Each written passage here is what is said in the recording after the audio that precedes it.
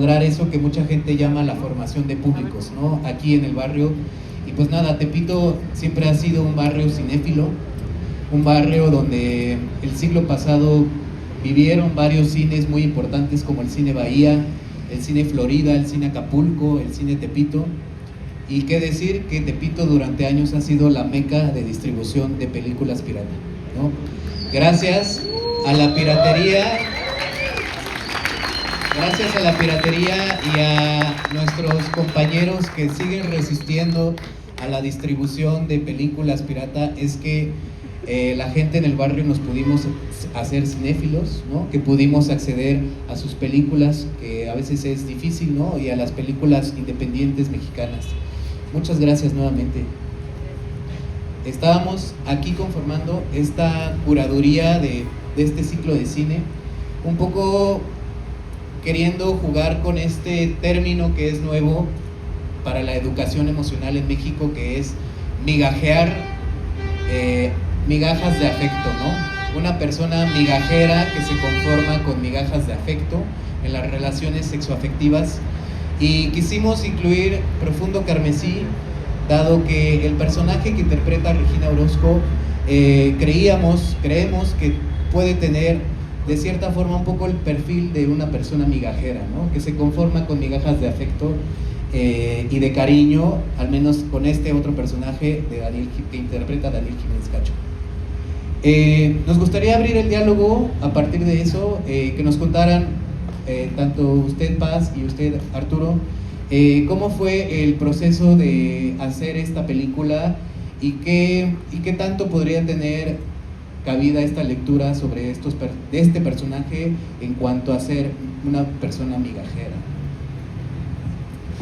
Bueno, yo empiezo dándole las gracias a todos ustedes por su generosa participación y por estar aquí. Muchísimas gracias. Esta película comienza yo muy joven. A mí me gustan mucho las historias de crímenes, porque cuando se resuelven tienen un principio, un desarrollo, un final. Generalmente están muy bien armadas. Entonces leía yo este tipo de casos y en algún momento me encontré con el caso de estos dos, que es una historia que ocurre en Estados Unidos. Ocurrió en Estados Unidos en los 40, fue muy sonada entonces, y la leí y me gustó mucho. Era yo un adulto muy joven. Años después le platico a Paz esta historia y le digo que me interesa mucho y me gusta, y habían hecho ya una película basada en este mismo tema que se llama Honeymoon Killers. Lo hizo Leonard Castle. Es un caso muy curioso porque es una película independiente, pequeñita, y llaman a un director a que la dirija, y a los 2 o 3 días de rodaje, iba a ser un rodaje muy rápido, corren al director por incompetente. Entonces ponen a Leonard Castle, que no era director ni era nada.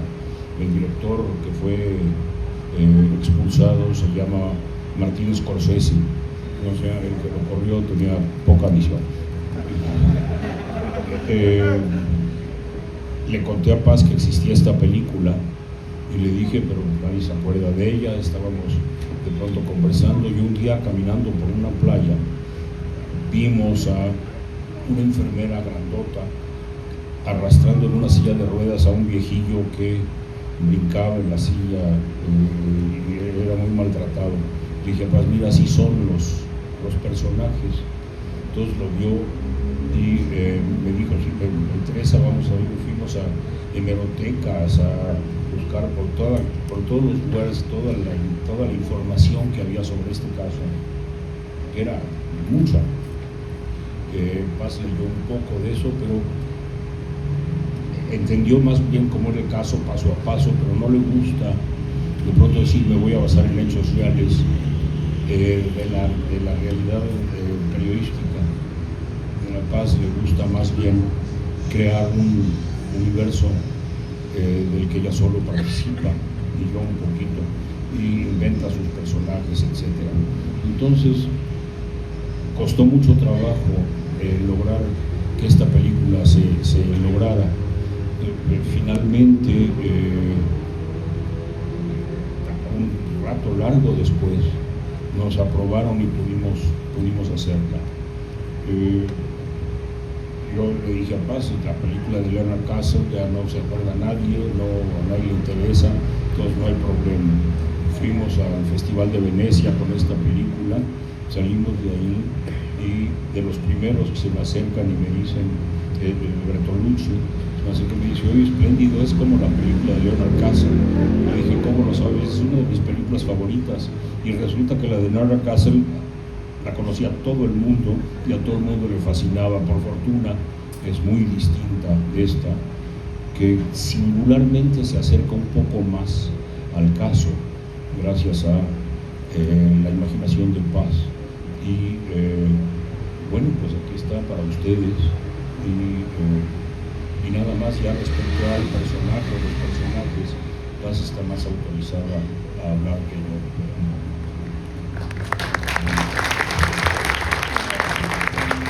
¿Qué tal? Buenas noches, ahí se escucha bien. Todo sucedió tal como dijo Ripstein. Yo le digo Rip, entonces si se me sale es así como le digo. Y mi principal problema fue a la hora de adaptarlo. Primero yo pensé, adaptarlo a México. Pasaba en Estados Unidos y no solo los personajes en la vida real mueren en la silla eléctrica, que nosotros no tenemos pena de muerte ni de la Revolución Mexicana, etcétera, etcétera, sino que además pensaba yo que este tipo de viudas ingenuas son más factibles de darse en Estados Unidos. Entonces, primero, la primera decisión es, la voy a ambientar en el norte de México. Porque el norte está más despoblado y las relaciones, por lo tanto, no hay los vecinos, la familia que de alguna manera vigilen, controlen, chequen qué sucede con sus familias. Luego me di cuenta que además tiene estos espacios abiertos que son bellísimos y que hubiera sido muy difícil encontrar en otra parte que no fuera el norte. Lo filmamos en Cananea. La segunda cosa es que la pena de muerte. Lo que sí teníamos claro cuando empezamos a trabajar Ripstein y yo es, vamos a hacer una historia de un amor loco. Un amor loco es el amor que es un enamoramiento que se consume en sí mismo y que en el fondo, como sabe que no puede durar, porque el amor si dura es como un orgasmo eterno, se convierte en una tortura china. Entonces, se convierte en querer a alguien, que no es lo mismo que estar enamorado.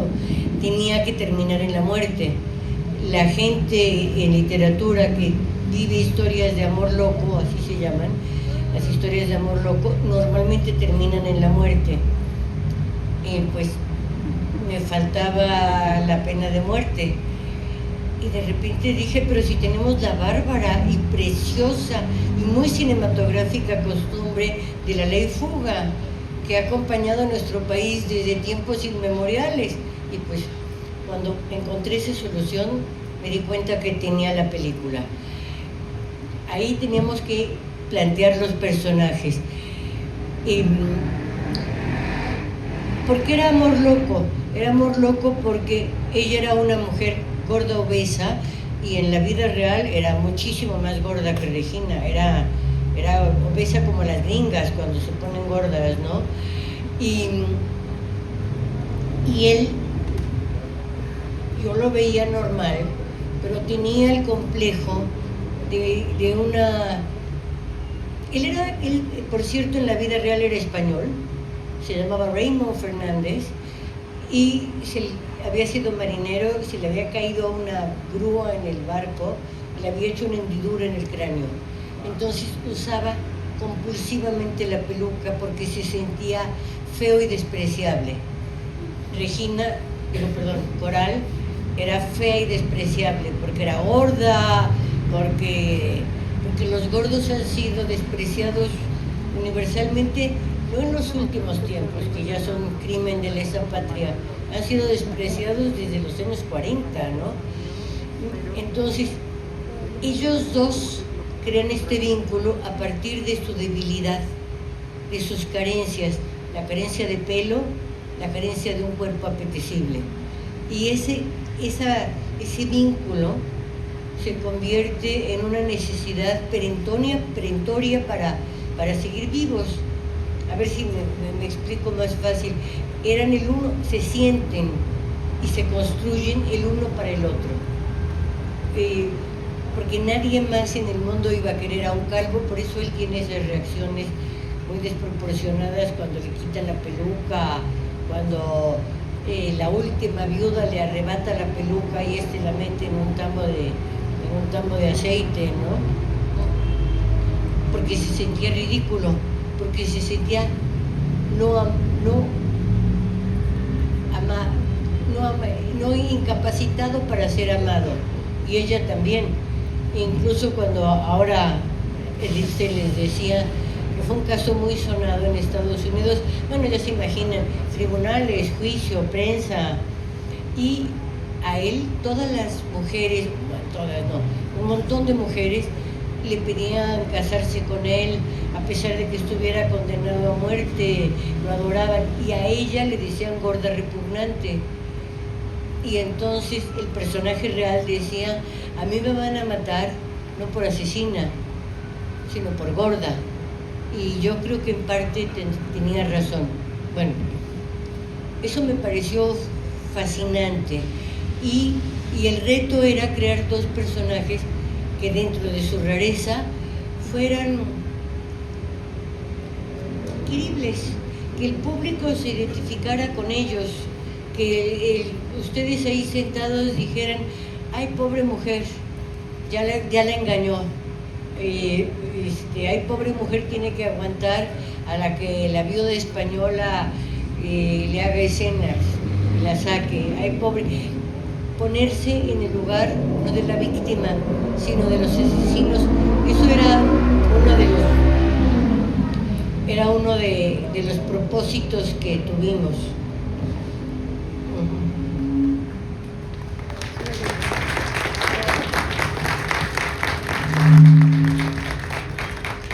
Yo creo que ya también podemos ir abriendo el espacio a las preguntas con el público. Gente del barrio, buenas noches. Invitados, buenas noches. ¿Quién quisiera tomar la palabra para compartir con Arturo Ripstein, con Paz Alicia? Adelante. Igual si nos apoyas, acercándote tantito.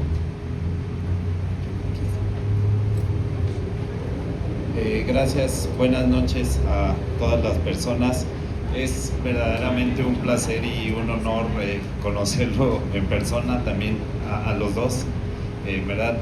Lo admiro muchísimo, he visto muchas películas suyas desde hace muchos años y estoy muy emocionado, pero más que preguntas o así, solo me venía a la mente cuando la estaba viendo, que es la segunda vez que la veo, la vi hace muchos años.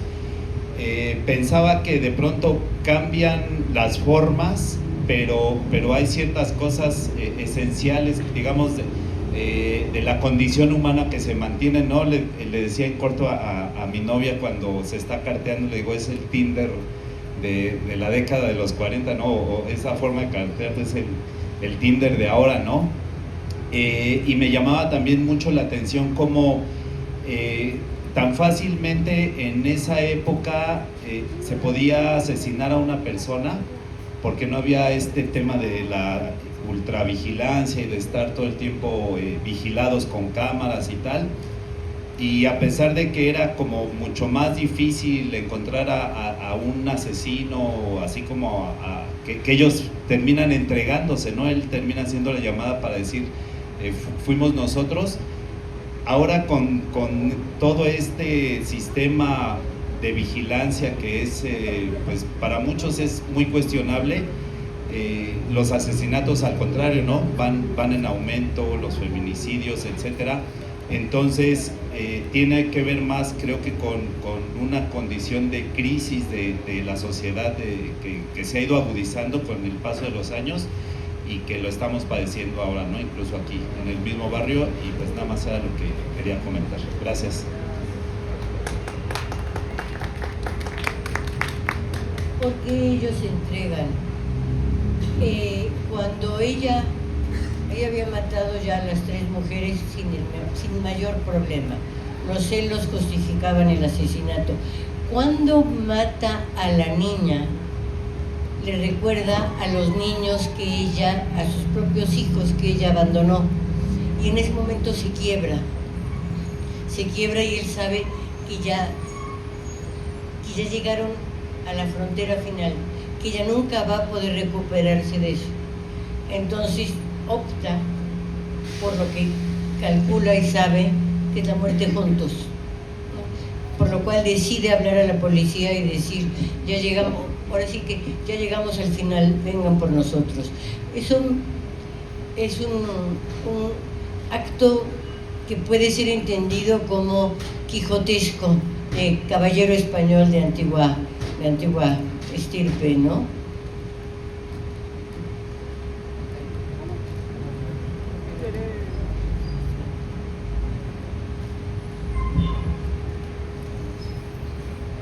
Wali Temastian Nino Tocayo tía Macuilxochitl Noca Tlatelolco Mecaltepetl Azcan Tepito. Muy buenas noches, venerables maestros. Les agradezco. Mi nombre es Macuilxochitl, señor Cinco Flor. Mi tatarabuela, mi bisabuela, mi abuela y mi madre crecieron aquí en este barrio de Tepito. Nunca pensé, estudié cine en aquel tiempo, le hablo de los 90s. Nunca pensé que un maestro como usted estuviera aquí en este barrio. Me siento honrado por el linaje tepiteño, que usted esté aquí. Creo que usted en sus trabajos junto con el equipo han formado parte de la identidad de nuestro México, y me gustaría hacerle una pregunta a ambos. ¿Cómo ven el Tepito de hoy?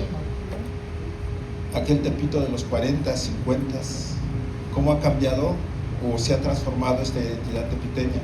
Yo me siento orgulloso de ser tepiteño. Trabajo la identidad desde la filosofía náhuatl de hoy en día, que nos permite saber quiénes somos, de dónde venimos y hacia dónde vamos. Y Tepito no existe porque lo existe. Tepito existe porque crea, porque genera, porque está vivo, como todos los barrios. Gracias. Y es un honor, maestro. Nunca pensé poder verlo así en el barrio. Agradezco mucho sus palabras, mucho. No soy tan ajeno a Tepito, no condesciendo a venir. Es un lugar que me gusta mucho, siempre me ha inspirado. Lo visito con regularidad, lo he visitado con regularidad durante toda mi vida, que ya es larga. Y me da un gusto especial estar acá por muchas razones, una de las cuales es la pregunta que usted me hizo y usted se contestó. Entonces, por el Tepito es la música.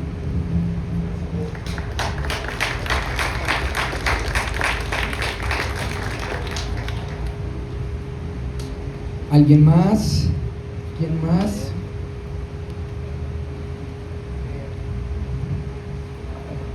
Hola, bueno, pues gracias por estar acá.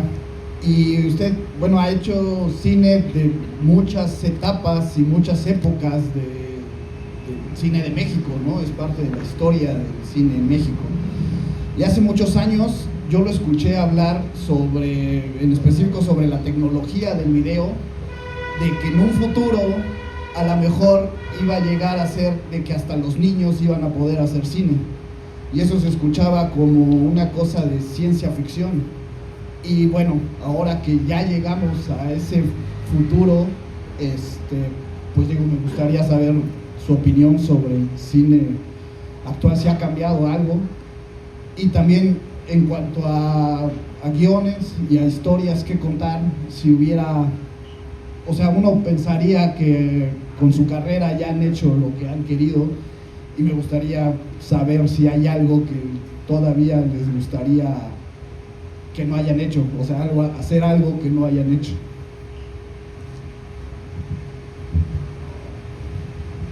Gracias. Cuando hice mi primera película, en 1965, ya hace 61 años,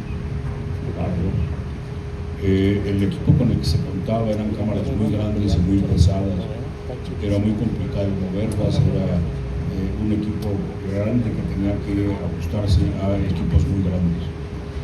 Una tarde, hablando con el fotógrafo de la película, Alex Phillips, era el más viejo del equipo y fue el más joven, yo tenía 21 años, le dije, yo lo que sueño, lo que quisiera, lo que me encantaría, es una cámara alada, una cámara con alas que pudiera andar por todos lados. Por supuesto no era el tiempo, no había esto. Las cámaras más portátiles eran unas cámaras que vinieron de Alemania, que se llaman Arri, y que eran las cámaras que inventaron los nazis para documentar todos los horrores. Yo creo que era para sus archivos, pero los archivos los jugaron en contra, como el mundo entero. Y esas cámaras son las que llegaron acá, eran un poco cámaras de guerra o cámaras de reportaje periodístico. Entonces había unas cosas en el cine que se llamaban noticieros, que eran unos cortos de 10 o 15 minutos que pasaban antes de la película, y eso se filmaba con cámaras ligeras, pero eran las únicas que había, pero no eran exactamente ligeras. Cuando empezó a hacerse, a lograrse lo digital, a mí me gustan los gadgets, me gustan las cosas, entonces compré una camarita que tenía unos rollitos magnéticos, que es con lo que lo que grababa. Antes decíamos filmar, ahora se dice grabar por otras razones. Yo sigo filmando, no grabando, y porque soy viejo. Entonces compré mi camarita, Paz estaba en la casa haciendo alguna cosa, yo la filmé y pregunté cómo me pueden transformar este pequeño formato a cine de 35 milímetros. No había, como hay entonces, la tecnología de producción sin celuloide. Entonces me dijeron que en Suiza había un laboratorio que lo hacía. Mandé el rollito a Suiza, me lo mandaron de regreso en película fotográfica de 35 milímetros y dije, esta es la solución. Era todavía fallón, no estaba perfeccionado. Esto fue por el año 2000, un poquito antes, y hace 20 y tantos años era un poco precario, ahora es increíble y lo que viene no va a tener paralelo. Entonces fui con un productor, estábamos haciendo una película que se llama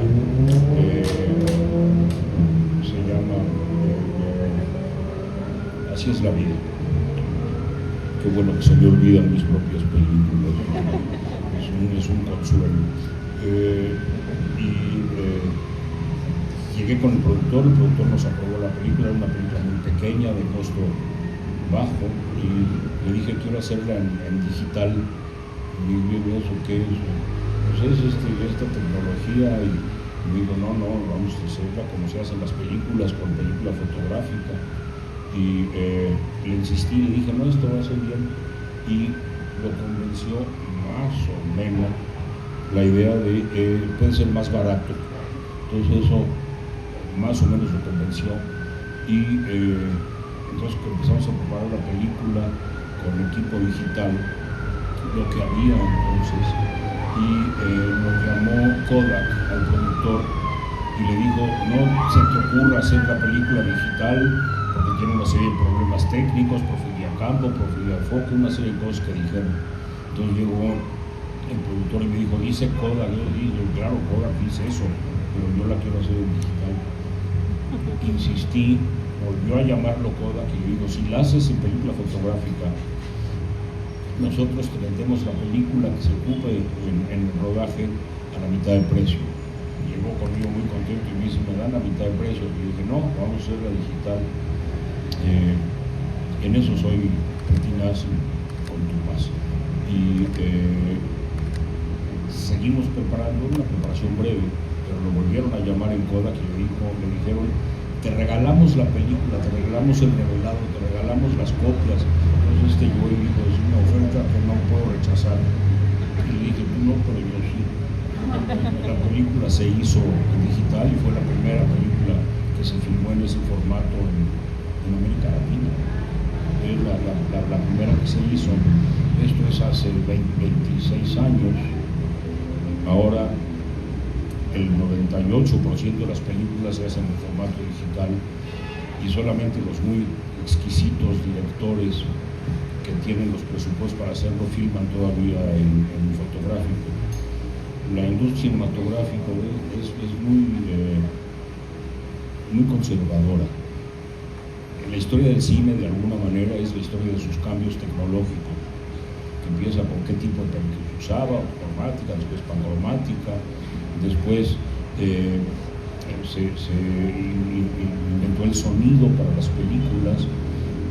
Los grandes maestros del cine de entonces, los Ford, el Murnau, Ilan, el Pabst, todos dijeron el cine ya se acabó, ya no tiene ningún sentido, y pues se equivocaron. Después de eso vinieron el color y el sonido estereofónico y toda una serie de innovaciones que han sido en la historia del cine. Este es un paso más y es el digital que se ha perfeccionado y ha evolucionado asombrosamente, pero es quizá el primer paso de lo que viene. No se imagina lo que va a venir. Entonces es el camino del digital, que lo hice no por estética, sino por necedad. Bueno, esta también y casi todas las que he hecho en los últimos 25 años están hechas en ese formato. Y me gusta, me divierte y finalmente tengo lo que siempre quise, una cámara larga.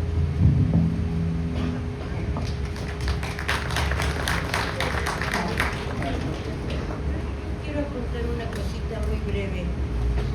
En esta historia de Kodak rebajando cada vez más el precio, etcétera, yo le pregunté para mí qué significa el filmar en digital, modifica el guión, y me dijo, bueno, la cámara puede tomar tomas más largas, puede perseguir, y sobre todo la película va a ser más barata. A mí ese elemento siempre me ha importado. Prefiero una película que exista a una película que sea un sueño guajiro y que se quede en el escritorio de alguien que quería tener Tenochtitlan, pero tal cual. Hay gente loca. Entonces me quedé pensando, si es más barata, ¿qué tipo de historias puedo contar? Y me respondió una cosa muy sencilla: si es más barata, casi seguro no va a ser mi última película. Todos los que hacemos cine tenemos la certeza, equivocada o no, de que esta es la última vez que puedo hacer una película, porque no me van a volver a dar dinero, no los voy a poder volver a engañar. Se van a dar cuenta que voy a fracasar en taquilla. Entonces, cuando uno escribe una película diciendo, pero no va a ser mi última película, no es tu testamento, no tiene que ser la palabra definitiva, la obra maestra en tu vida. Y eso da una libertad enorme. Y yo en esa película que hicimos, Así es la vida, me tomé unas libertades en la narración que jamás habría tomado si hubiera sido una película en 35 milímetros y cara. Entonces, a él le dio alas, a mí me dio alas.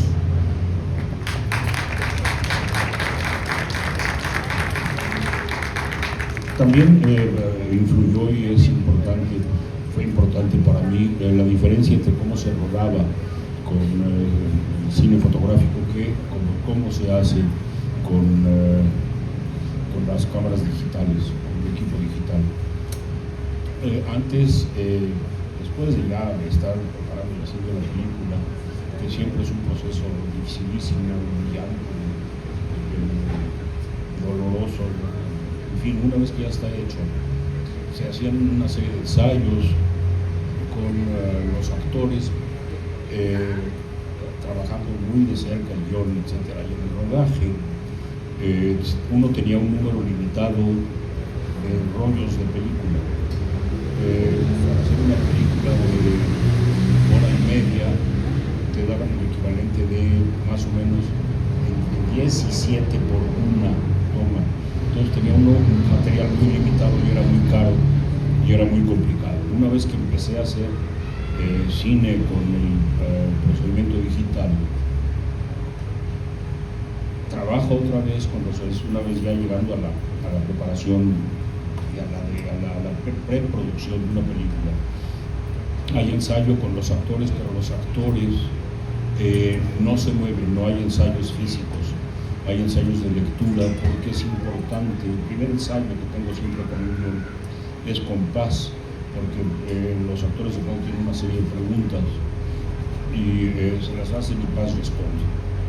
Yo también me pregunto de las cosas que no entiendo. Aprendí una cosa importante en mi carrera y es cuando no sabes, pregunta, no creas que sabes. Entonces siempre pregunto y te dicen y entonces uno entiende.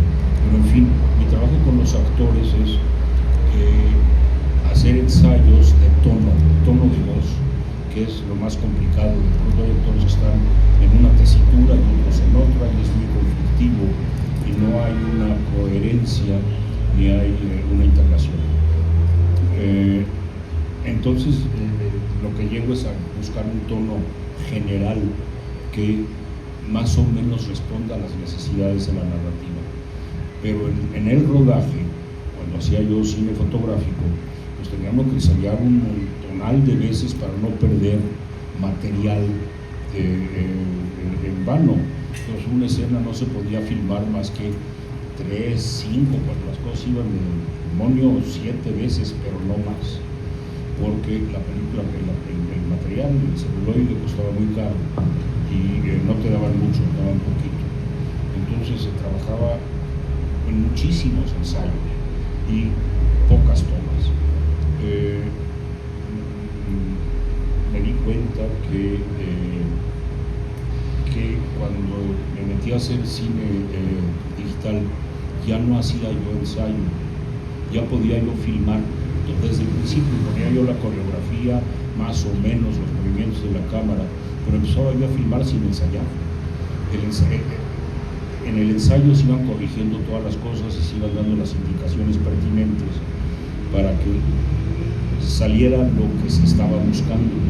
Pero ya era ensayar, ya no era ensayar, era filmar y filmar y filmar y filmar, y se podía hacer una escena 12 veces, 22 veces, 32 veces, hasta que saliera como uno necesitaba. Entonces es una enorme ventaja, porque si de las 23 tomas ninguna funciona, coges la tarjeta de memoria y la borras y la vuelves a meter y no pasa absolutamente nada. No pasa eso, no guardan esta pincel. Pero es muy grato poder trabajar con los actores en ese sentido. No hay ensayo, hay filmación, y eso es magnífico, porque además los actores tienen otro sentido de cómo son las cosas, cómo se hace y se hace y se hace, y hay un acomodo preciso respecto a los personajes. Cuando se toman mucho, yo normalmente hago 7, 9 tomas por cada una, a veces menos, pero por ahí, pero de pronto, cuando tengo un rato, empiezo a filmar de nuevo la escena ya hecha. Entonces voy con un fotógrafo, voy con Paz, que normalmente está en los rodajes, y les digo, ya tengo la escena, ya está listo, pero voy a seguir. Entonces sigo con los actores y los actores empiezan a transformarse en cosas muy curiosas. Allá por la toma número 12, 15, se mecanizan y se vuelve todo muy artificial, Pero una vez pasado ese artificio y esa mecanización, los actores se transforman por completo y se vuelven el diálogo, se vuelven el sentido preciso de lo que son. Ya no están actuando, ya se volvieron lo que están diciendo. Y eso es muy, muy gratificante.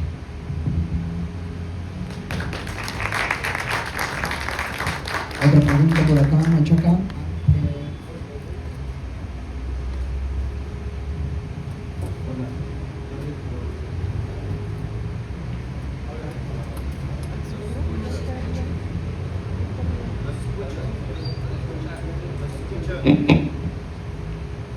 Hola, hola.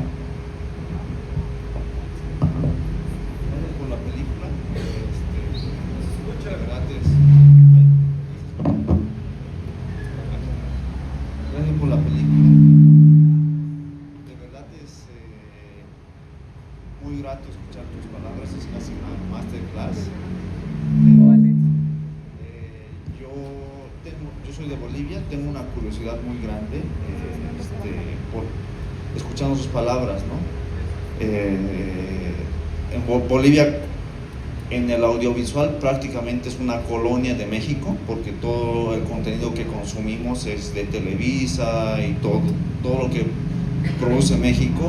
Y yo he crecido con toda esta cultura mexicana, ¿no? Y ahora que la estoy viviendo, me surgen muchas preguntas. Y bueno, quiero preguntar, la historia pasó en Estados Unidos, sobre todo por qué se toma estas decisiones de clases, ¿no? Porque normalmente en Bolivia nos llega estas historias, ¿no? De el gobernador, el senador, el que tiene las tierras, y veo en esta película un poco de eso también, ¿no? Como de esta identidad de México que se intenta crear, de esto, ¿no? De las personas que tienen un poder adquisitivo de alguna forma, y es un poco la identidad que se está creando de México, siendo una historia como que se podría contar en diferentes clases sociales, y ya en estos tiempos que ya se está hablando de estas inclusiones,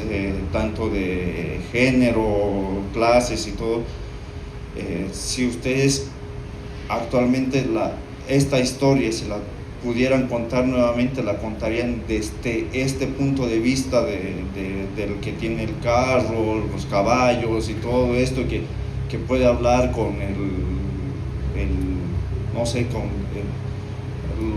los altos mandos de la policía, y decirles, no, mi juego, esta regla la puedo romper o no, si la volverían a contar de esa misma forma, porque de alguna forma seguimos creando esta identidad que es México, y México exporta mucho esta identidad a Latinoamérica, ¿no? Si la volverían a contar de la misma forma, y por qué la contaron así, y si la volverían a contar de la misma forma.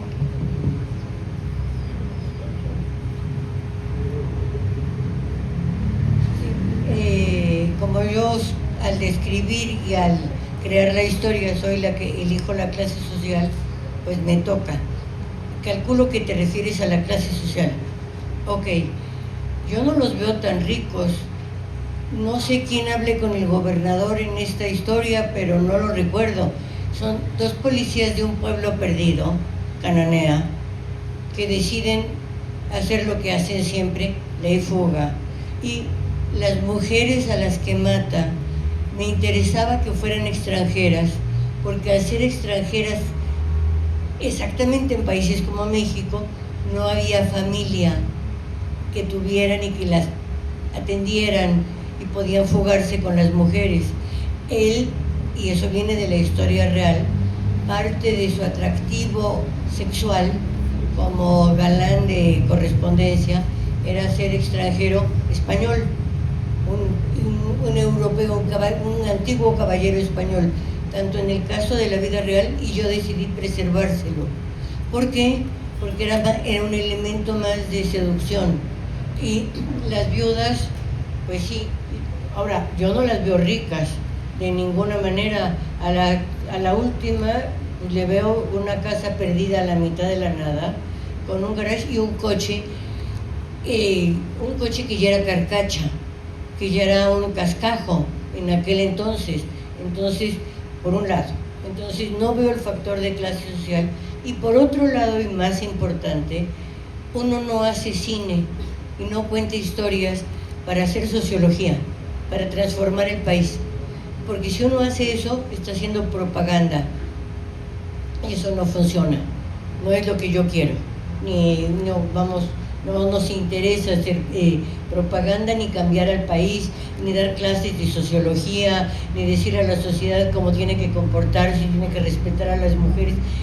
El arte no es didáctico, el arte es revulsivo, y es a partir de cómo te simbra las entrañas que tiene su utilidad y su función. Si no, no hay ninguna.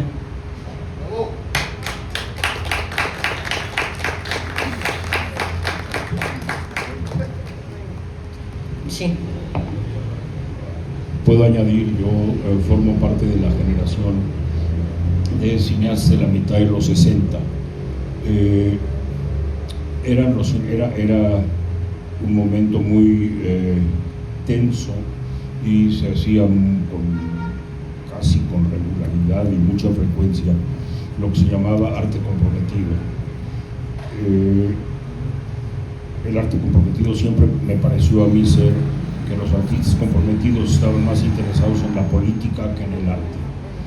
A mí me tocó formar parte de estos grupos, de todos estos. Yo fui compañero de Solanas y Gentino, Vitín y todos los que hacían obra en ese momento, en donde a mí, yo nunca pretendí hacer un cine que fuera sociológica o antropológica o políticamente válido. Yo cuento cuentos, y mis cuentos, dice Paz, en el momento que se transformen en cómo resuelvo problemas, ya no cualquiera se vuelve propaganda o periodismo, que es completamente distinto de crear un universo que se autocontenga y que tenga su sentido. Yo nunca he filmado para convencer. Lo que he pretendido, y ocasionalmente creo que lo he logrado, es conmover. Convencer le toca a otros, no es mi trabajo, no es mi vocación. Mis compañeros entonces me decían: hay que transformar la cámara en un fusil. Y dije: la única forma que una cámara puede matar a alguien es que le pegues con la cámara en la cabeza al agresor, y ahí sí lo logras. De otro modo, yo, que vengo de esa generación tan adolescente, pues no cambiamos nada. Con todo y las necesidades propagandísticas que había, no cambiamos nada. Y los viejos cineastas de mi edad, que siguen vivos y que en aquel momento eran la violencia y el compromiso, ahora son unos señores que viven en su casa muy contentos con sus nietos, comiendo todos los días y viendo películas de otros.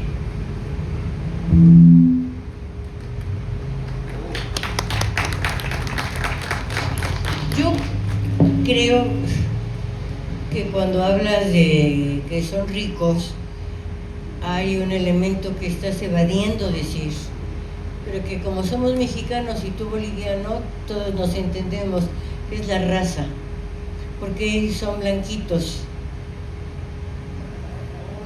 Vamos, va por ahí.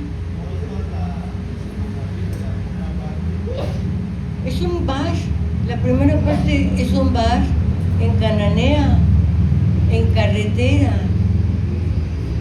Y las casas de Cananea ahora es un pueblo de mierda, pueblo pobre, pero tenía casas construidas por la minera gringa a principios de siglo, cuando la Revolución Mexicana, y los gringos construyen casas como de gringos.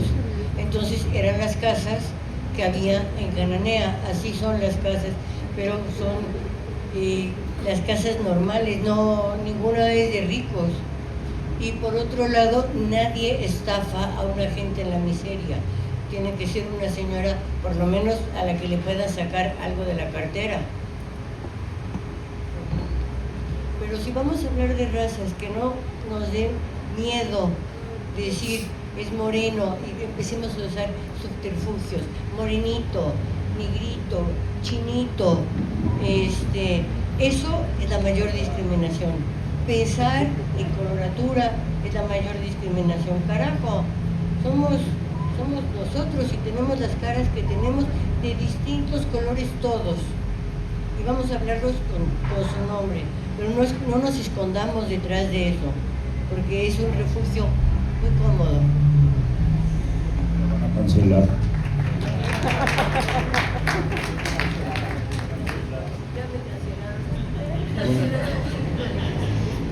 Maestro, en alguna entrevista usted dijo que no fue asistente de Luis Buñuel, sino aprendiz.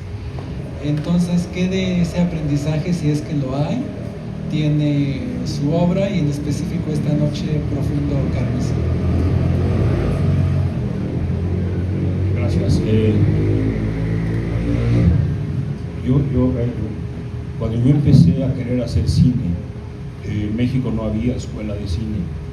Entonces el cine se aprendía viendo todas las películas posibles, había mucho más oferta que la que hay ahora, porque al mismo tiempo podía uno ir a ver la última película de Howard Hawks y la última película de Besson. Entonces y tenían éxito comercial, había que hacer cola para ver a Cristo, que ya es más o menos impensable. Entonces aprendía viendo películas, leyendo sobre la técnica y teorías cinematográficas, y yendo a los cineclubes, a ver todo lo que se podía. No es como ahora, en donde se puede acceder a cualquier cosa en cualquier momento. Entonces era muy complejo. Así se aprendía a hacer cine. Y yo fui hijo de productor.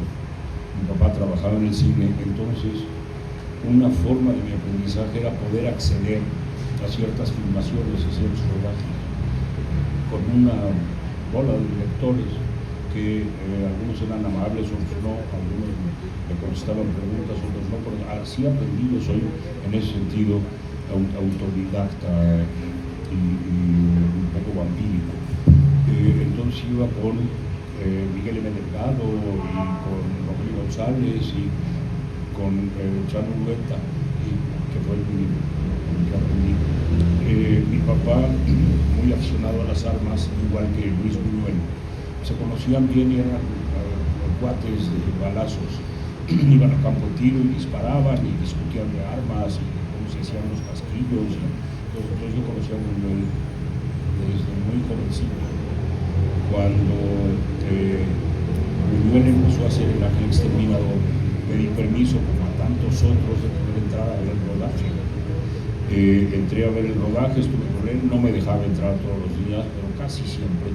Entonces estaba yo en un rincón viendo con lo que se hacía. Yo tomaba fotografías y tomaba notas de lo que iba aprendiendo, lo que necesitaba aprender.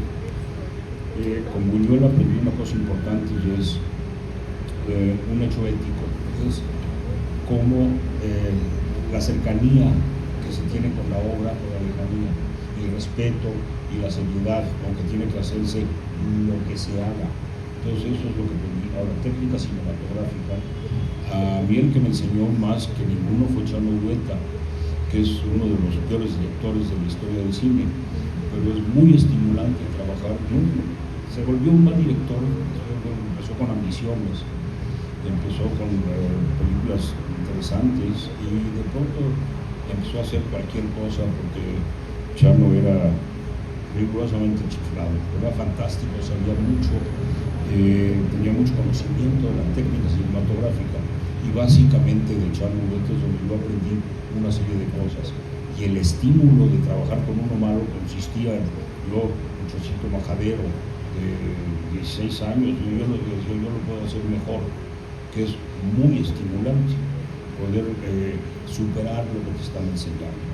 Así fui con Buñuel, al que conocía, y le pedí permiso para entrar, me dejó, estaba yo ahí parado, veía yo todo lo que hacía, y en algún momento fui ascendido de categoría, en vez de estar parado en un rincón, me cargaba yo el portafolio.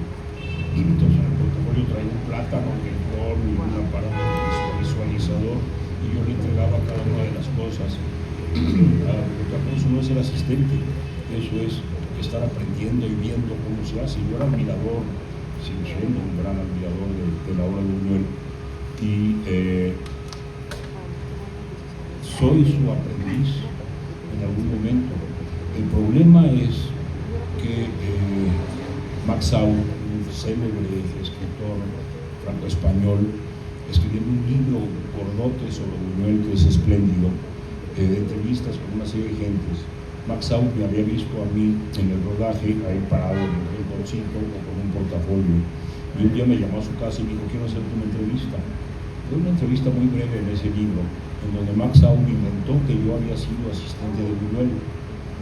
Max Sau había estado en el cine muchísimas veces. Max Sau estuvo con Malraux haciendo Tierra de España y de pronto no entiendo por qué supuso un jovencito de 18 años era asistente de Buñuel cuando tenía su asistente, que era en ese momento Nacho Villarreal. Entonces Max Sau inventó que yo fuera asistente y de pronto se volvió común. Y cuando yo lo leí por primera vez de asistente, yo me quedé magnífico, pero de pronto ha sido una tortura para mi vida, porque resulta que no solo soy el asistente de Buñuel, sino su copia al carbón, su hijo putativo en el sentido más majadero del término.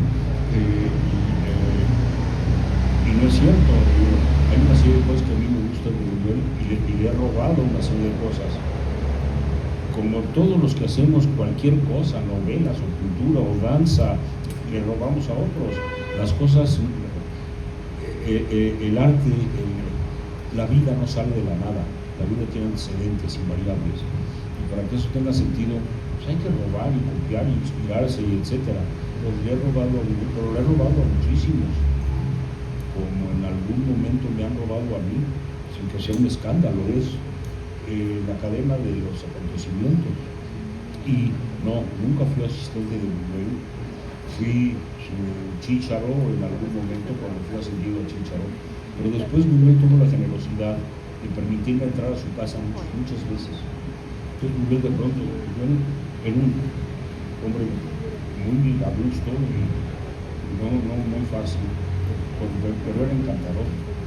Y era Buñuel, entonces Buñuel estaba en su casa y no lo visitaba nadie, porque nadie quiere ir a ver al monumento, ¿no? Al estatua ecuestre, y se sentía solo. Entonces me hablaba y me decía: llévame al cine. Entonces pasaba yo por él y íbamos a ver películas, y nos sentábamos, conversábamos la película. Buñuel se compraba unos cacahuates japoneses y yo le decía: deme cacahuates, y no me daba. Entonces, eso quiere decir que no fui su asistente. Ahora bien, como ya se publicó en Wikipedia que fui su asistente, ya es invariable, ya no hay manera de quitármelo de encima. Tendré que ir a demandar a Wikipedia o a Elon Musk o a quien se pueda, como está de moda en este momento.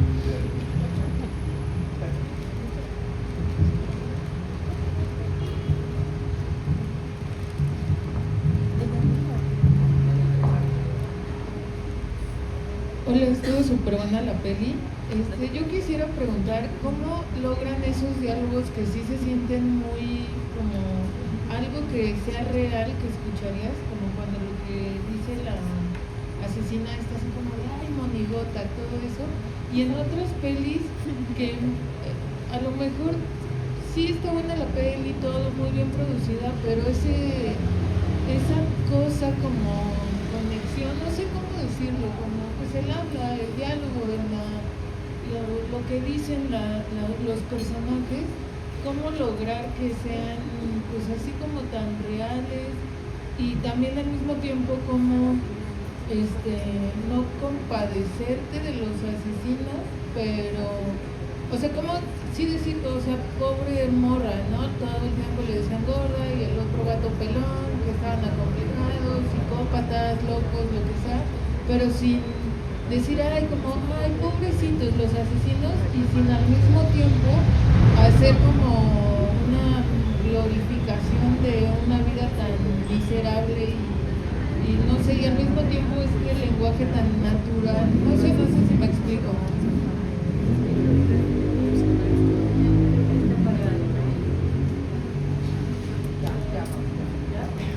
¿Ya? Ok. No, te explicaste perfecto. Bueno, el lenguaje, a mí me gusta, yo tengo muy buen oído para el lenguaje. Y mi abuela, que hablaba muy como mis personajes, y me leía todas las noches, se me quedó en la cabeza.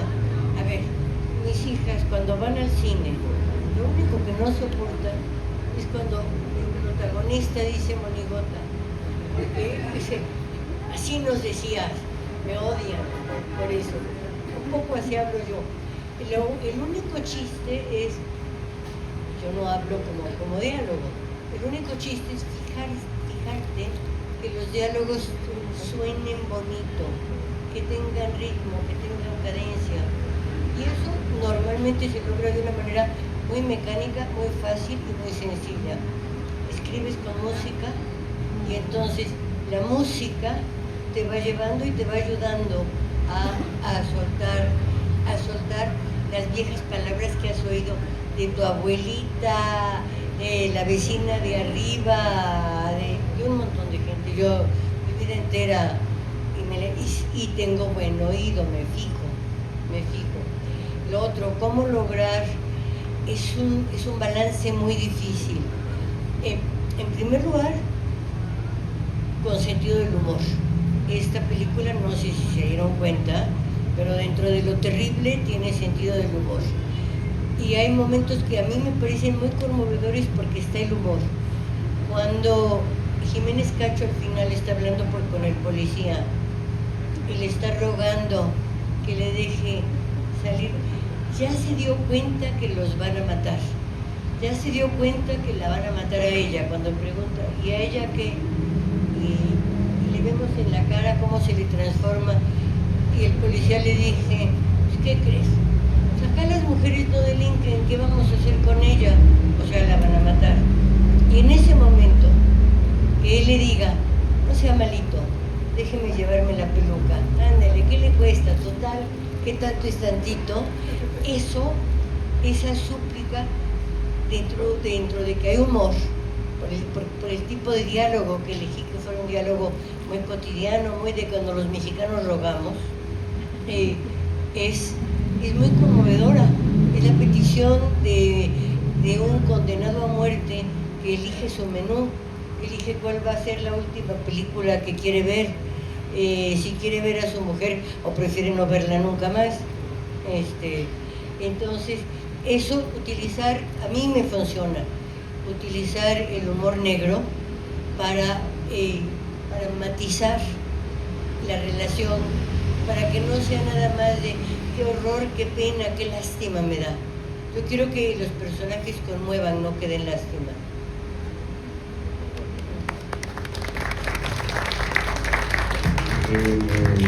Dentro de lo que dijiste, suena muy natural, no es. Los diálogos de paz son todo menos naturales, menos cotidianos, son diálogos complicadísimos. Si se escuchan así y parece natural, es por la cadencia, es por la transformación del sonido en música, en una música que solamente los diálogos pueden tener, pero los diálogos son complejísimos. Si en algún momento pudieras leer un guión de paz, que hay varios publicados por ahí, te darías cuenta de la dificultad enorme de esos diálogos. Los actores llegan siempre de que no pueden hasta que pueden, y es realmente difícil lo que está ahí, tiempos de verbo cambiados, expresiones imposibles, cadencias muy rítmicas. Es un diálogo muy extraño, no es un diálogo natural, es natural porque suena a eso, pero suena porque se pone música.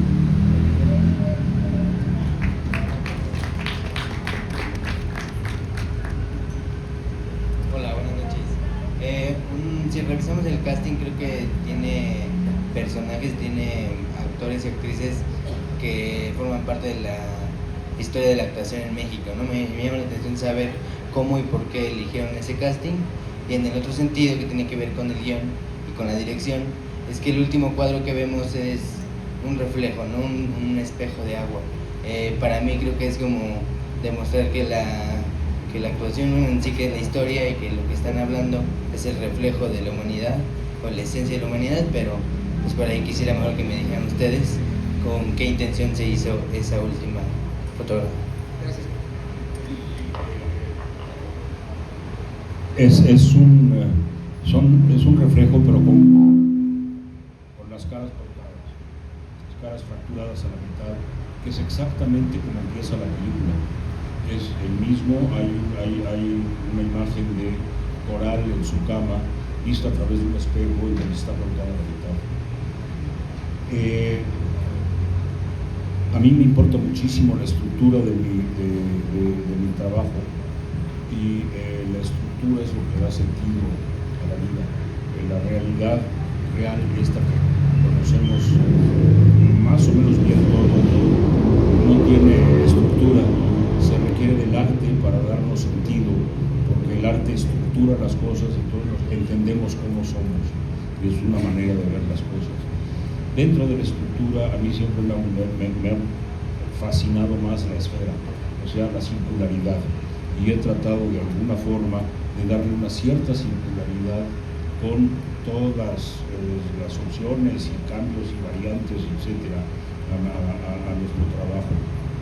Y por eso, de alguna forma, empieza con una imagen de una mujer rota y termina con una imagen de dos amantes rotos.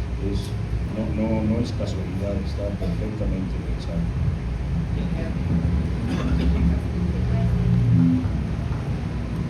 El casting fue complicado. Bueno, desde casi al principio habíamos pensado en Jiménez Cacho, pero para castear para el papel de Coral era muy difícil encontrar de pronto una mujer gorda, joven, todavía con una cierta sensualidad, porque eso no hay en México, no había en México esto. Nos acercamos a una actriz en ese momento muy gorda y le ofrecimos el papel. Bueno, le ofreció el papel la directora de casting en ese momento y mandó decir que no, que porque ella no mataba niños. Y le dijimos, sí, yo tampoco mato niños, pero sí que los filmo. Le dije, hay una cosa muy misteriosa en tu trabajo que se llama actuar. Se le olvidó que era actuación y pensó que si mataba a un niño figurativo le iba a pasar, le iba a decir la vida. Fuimos a ver una película de Albert Isaac, si no me equivoco, que se llama Mujeres Insumisas o algo así, y tenía una parte pequeñita de Regina Orozco y dijimos, vamos a conocerla. Regina Orozco era actriz de partecitas, era actriz porque era gorda, o sea, le daban ciertos papeles por su condición, pero en realidad no era actriz. Regina Orozco es cantante de ópera y una buena cantante de ópera. Empezó su carrera de cine sobre todo con esta película y de ahí ya siguió haciendo una bola de cosas, pero ella básicamente es cantante, hace cabaretes, una mujer muy delirante, pero su primer trabajo fue cantante de ópera y es trabajar con ella fue muy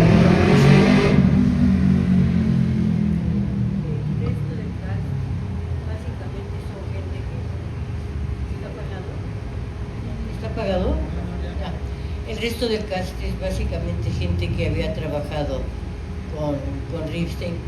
Julieta Burrol había trabajado con Ripstein, Verónica Merchant había trabajado, la viuda final, la viuda bonita, había trabajado con Ripstein, y Marisa Paredes, que la conocíamos, IMCINE da el 49% del costo total.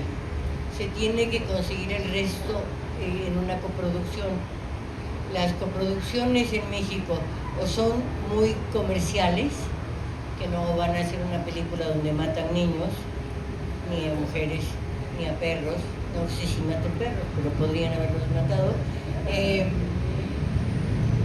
Entonces lo que queda son gobiernos extranjeros. Los gobiernos extranjeros necesitan coproducción. La coproducción exige, entre otras cosas, un actor. Y Marisa Paredes formaba parte perfecta para la película. De hecho, le habíamos ofrecido el primer de la primera viuda, pero Marisa, que es una mujer lista, y se dio cuenta que Marisa tendría entonces 60 años. El papel estaba escrito para una vieja de 75 y muy por encima de la edad que tenía Marisa.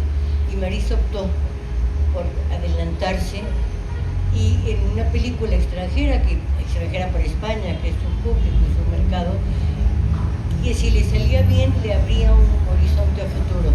Y si le salía mal, pues nadie se iba a dar cuenta. Era del otro lado del charco.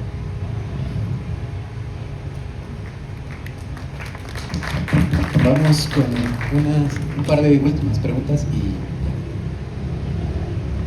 Buenas noches. Me preguntaba cómo había sido el trabajo de la puesta en escena con la puesta en cámara, sobre todo porque hay como muchísimo plano secuencia, entonces se ve como complicado, que yo no sé qué tanto se coordinaron ahí también con las acciones dramáticas de los personajes y también la consideración de encuadrar muy seguido con espejos, pasa mucho. Y cómo fue ese proceso, y también la otra duda sería cómo fue el proceso de actoral con las niñas, que es muy fuerte. O sea, yo ya las veo mucho más allá de una actuación, ya se siente demasiado lo que les está pasando y eso. Gracias. Entendí la primera mitad, de la segunda no, porque tengo la ventaja de ser sordo, es decir, cuando no quiero oír no hablo. Pero no es tu caso. La puesta en escena, la dirección en este caso es, yo tengo el guión muy cercano, muy memorizado, en el estudio todo el tiempo. Sé muy bien cuáles son los lugares en donde se va a rodar, donde se va a filmar el trabajo, conozco muy bien los espacios.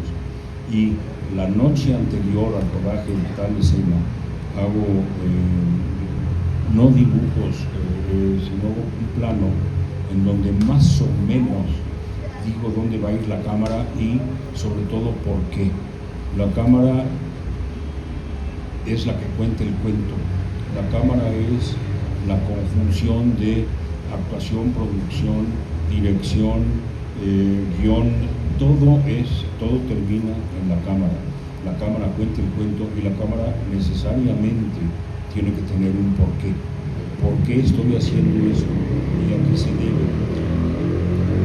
Actualmente veo, porque es facilísimo tener una cámara, vaya, aquí en este momento todos tenemos una, es facilísimo filmar y hacer lo que sea, pero eso va en contra de esa ética que en algún momento me enseñó Buñuel y sobre todo del sentido estético de las cosas. La cámara tiene que tener un porqué. La manera de contar el cuento es el cuento. Entonces tiene que haber una serie de preguntas y sobre todo una serie de respuestas en tanto a cómo, a qué y sobre todo a por qué. Eso por ese lado. Además, ya no sé. Por los planos secuencia, como ya lo dijiste, los espejos. Los espejos son absolutamente fascinantes. En un plano secuencia lo que no hay son cortes. Entonces de pronto utilizo los espejos para hacer el corte, para que se vea de este lado y del otro lado al mismo tiempo. Eso como técnica cinematográfica de edición. Me gustan mucho los espejos, siempre me fascinaron, siempre me pregunté de qué color son los espejos y resulta que no sé muy bien si son plateados o son el color de lo que están reflejando los espejos. Entonces, en ese sentido los utilizo para mi beneficio. Y luego, narrativamente, lo que estoy yo contando es un reflejo de una serie de cosas que pueden ser reales o no, de un mundo que existe afuera de la pantalla, es un reflejo. Y meter un espejo dentro de ese reflejo es ya jugar a las palabras mayores del reflejo, y esto puede ir para el pensamiento más profundo del que me otorgaron mis dioses.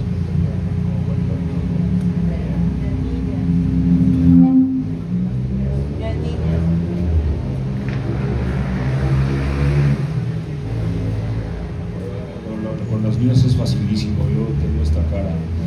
Cuando me ven bebés en la calle gritan, salen corriendo, se acurrucan con sus mamás. Entonces, es muy complicado trabajar con niños, pero con un poco de dulzura y esta cara, que es una contradicción absoluta, funciona todo perfectamente. Es fácil. Y generalmente no con la mamá la disciplina, hay que poner a la mamá del lugar del coraje, en fin, es cosas, pero trato siempre de decirle a Paz, niños, muy poquito en el guión, porque puede llegar a ser muy exhaustivo. Yo quisiera, para cerrar, hacerles la pregunta obligada que les hacemos a nuestros invitados, a las directoras, los directores, a las guionistas, actores y actrices que nos acompañan en las películas, en las funciones de Cinema Tepito, saber su opinión acerca de la piratería y saber qué sienten ustedes al ver sus películas piratas. Digo, hoy tenemos el honor que 3 colegas comerciantes que se dedican a distribuir cine de arte, el cine mexicano aquí en el barrio, nos acompañen dentro del público, y desde Cinema Tepito reconocemos la labor que hacen, debido a que hoy día el consumo de cine por las plataformas, el formato físico está quedándose obsoleto, ¿no? Entonces quisiéramos saber un poco de su opinión de ambos. La piratería es se puede concebir como el primer streaming que hubo. Se podía conseguir todo y ver todo donde se quisiera. Mis películas nunca han sido, muy pocas veces, películas exitosas comercialmente hablando. Entonces, que de pronto existan mis películas en la piratería, a mí siempre me pareció, hombre, todas las ilegalidades que se quiera y todo el concepto en ese sentido, pero era arrebatarle un poco a distribuidores muy rapaces la única opción de venta. Para, a mi opinión, la piratería me ha dado a conocer mucho más, en muchas ocasiones, que las pantallas del cine. Entonces, la piratería, primer streaming.